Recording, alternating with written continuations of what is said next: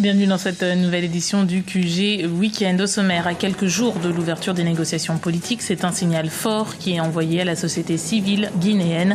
La justice a inculpé un militaire dans l'affaire du massacre du 28 septembre 2009. 157 personnes étaient mortes lors d'un meeting de l'opposition à Conakry, la capitale.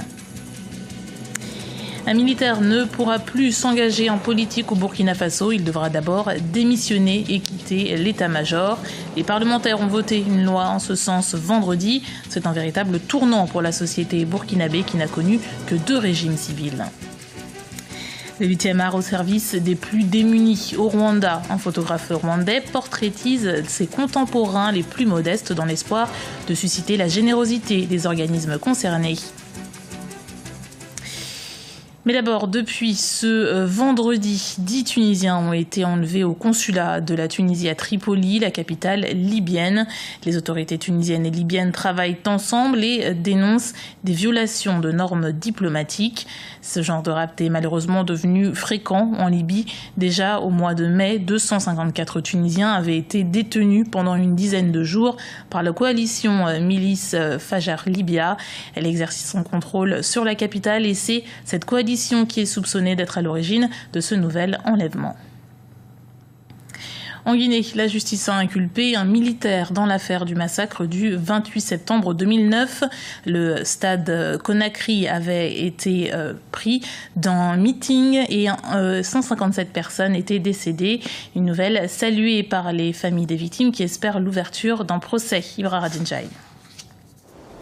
Du nouveau dans la procédure judiciaire sur l'enquête sur le massacre du 28 septembre 2009 au stade de Conakry en Guinée. Si l'enquête est longtemps restée au point mort, un militaire vient toutefois d'être inculpé par la justice guinéenne. Les parents des victimes dénoncent la lenteur des procédures tout en saluant aujourd'hui ce pas important vers la lumière des faits. Je ne peux pas tellement expliquer parce que nous sommes en tout cas en train de travailler avec les partenaires qui nous accompagnent sérieusement par rapport à l'avancement du dossier. Donc, on peut dire qu'il y a une avancée parce qu'il y a eu des inculpations. Actuellement, on a 13 inculpations qui sont vraiment reconnues. Donc, pour cela, nous disons qu'il y a une avancée et nous voulons que ça aille vers maintenant le procès parce que suivant c'est trop. Donc, on espère qu'avec l'appui de la CPI, de tous nos partenaires, je suis sûr que ça pourra aller. Et depuis 2016, nous espérons en tout cas aller au procès. Le général Moussa Dadi Camara, qui vit actuellement au Burkina Faso, a été entendu sur commission rogatoire guinéenne en tant que témoin. Mais pour maître Amulu Reti, ancien avocat auprès du tribunal pénal international pour le Rwanda, une procédure judiciaire de cette ampleur peut parfois prendre du temps. Le délai, pour moi, n'est pas raisonnable pour des affaires qui auraient dû normalement être traitées en flagrance.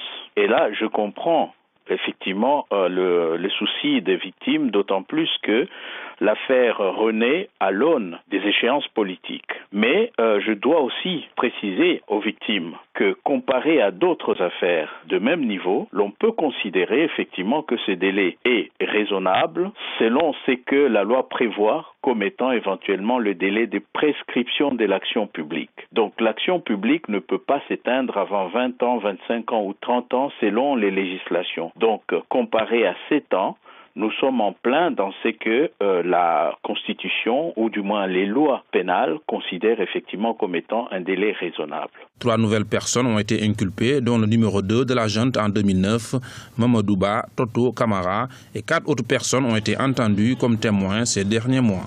Rappelons que 157 personnes ont été tuées ce 28 septembre 2009 au stade de Conakry lors d'une réunion de l'opposition.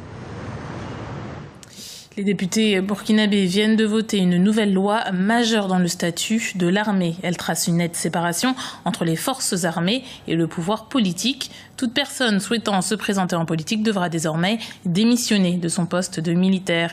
Reportage de notre correspondant Wenjem Valentin Compaoré. Les militaires burkinabés doivent démissionner s'ils veulent entrer en politique. Si par le passé, ceux-ci pouvaient prendre une disponibilité ou suspendre leur contrat, dorénavant ils doivent quitter l'armée.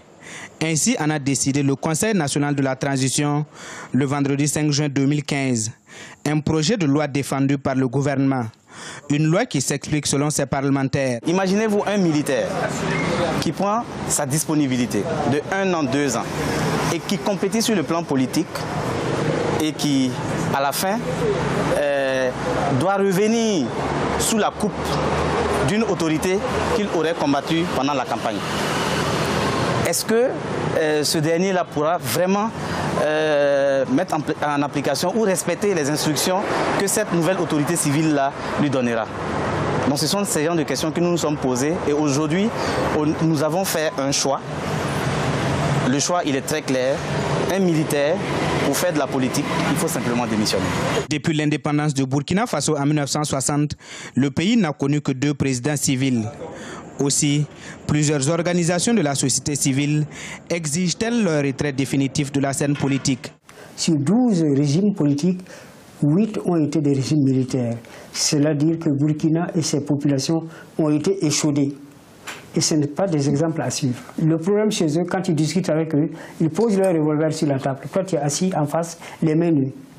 Donc, c'est les conséquences de tels comportements qui ont poussé à la prise de cette loi. À 4 mois de l'élection présidentielle, 3 officiers de l'armée burkinabé ont déjà annoncé leur candidature à la présidentielle du 11 octobre prochain sur un total de 7 candidats investis par leur formation politique. L'actualité économique et à peine l'accord tripartite signé que déjà certains experts émettent des doutes sur son efficacité. 3 blocs économiques sont désormais unis par un marché commun, mais des obstacles comme le manque de voies de communication pourraient freiner les ambitions de cet accord historique. On fait le point avec Ibrahim Ndiaye. Un grand pas vers le libre-échange a été franchi en Afrique. Des représentants de 25 pays africains ont signé ce mercredi 10 juin un premier accord de création d'une zone tripartite de libre-échange. Elle devrait relier 3 blocs économiques, le marché commun de l'Afrique orientale et australe, la COMESA, la communauté de développement d'Afrique australe, la SADC, et la communauté d'Afrique de l'Est, soit 57% de la population africaine.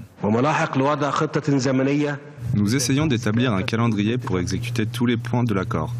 Ce que nous avons accompli aujourd'hui restera dans nos esprits comme un jour historique et un point décisif pour atteindre notre ambition de fusionner la région. Il reste toutefois de nombreux obstacles à la libre circulation des marchandises et des biens sur le continent africain.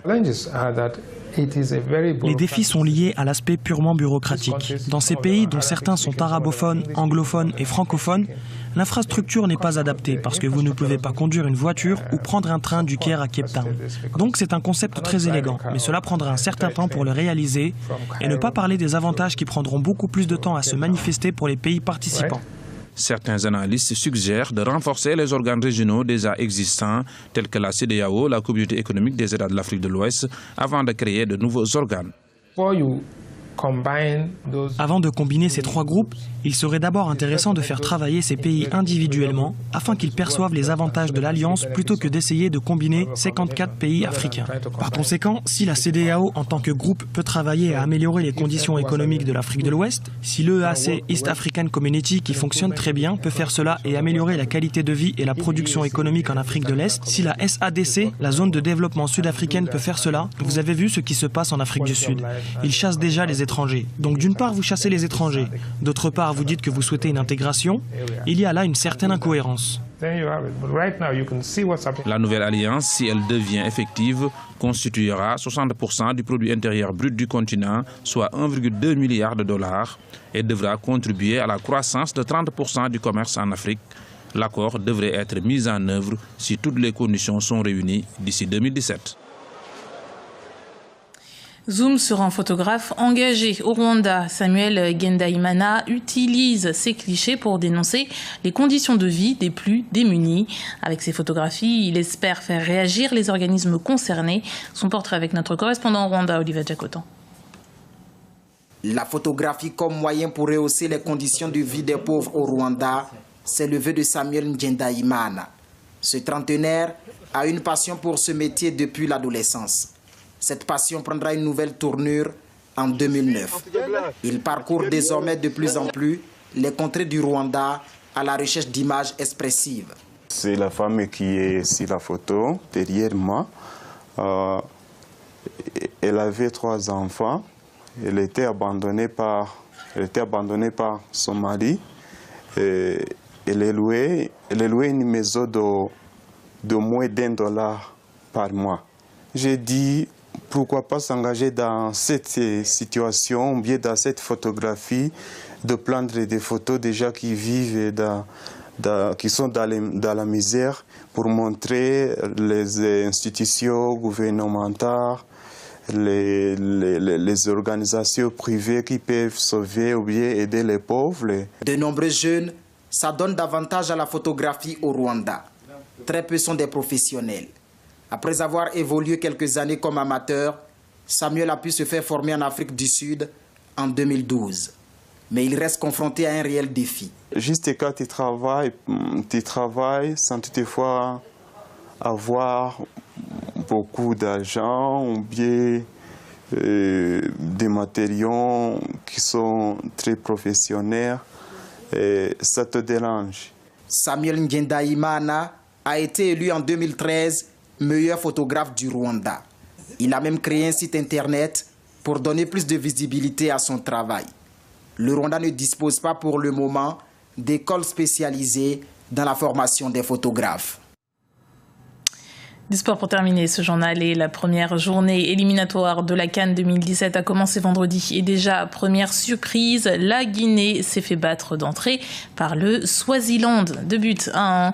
Pas de souci en revanche pour la Tunisie qui triomphe face à Djibouti, 8-1. Et le Maroc qui s'impose 1-0 à domicile contre la Libye. Ce samedi, entrée en lice de l'Afrique du Sud face à la Gambie. Des Super Eagles du Nigeria qui rencontreront les Sao du Tchad. Et l'Algérie qui recevra les Seychelles. C'était le journal de la rédaction. Merci de l'avoir suivi. Retrouvez dans un instant une nouvelle édition du QG Week-end sur Africa 24.